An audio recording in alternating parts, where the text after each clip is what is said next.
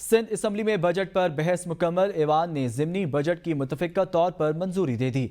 वज़ीर आला सिंध मुराद अली शाह ने कहा, 5 साल के दौरान 3000 से ज़ायद तरक्याती मंसूबे मुकम्मल किए। यही वजह है कि सूबे के अवाम ने हमें वोट दिए। कराची से देखते हैं इस रिपोर्ट में। सिंध असम्बली में बजट पर बहस मुकम्मल कर ली गई। अपोजिशन लीडर अली खुर्शीदी ने अपनी तकरीर मुकम्मल करते हुए कहा, सिर्फ स्पीकर सिंध असम्बली का फैसला मंशूर चुनो नई सोच को के मुताबिक हुआ। कहा, मुश्तरका मसाइल पर गुफ्तगू ही वाहिद हल है। हुकूमत कराची के मसाइल पर बात करे तो अपोजिशन लाड़काना के मसाइल पर बात करेगी। ये आपकी जो स्पीकरशिप है ना, वो शायद इस स्लोगन के साथ वाली है कि चुनो नई सोच को।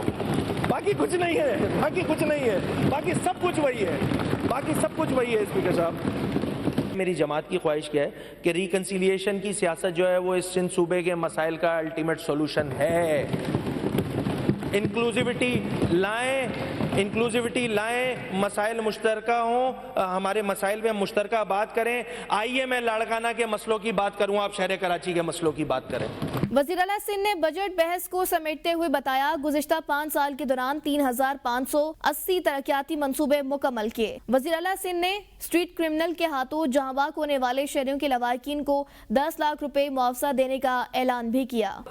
3580 प्रोजेक्ट 5 सालों में हमने कंप्लीट किए। 3580 प्रोजेक्ट, इन्होंने 60-70 बता दिए। 10 साल के आखिरी पहले 100 थे।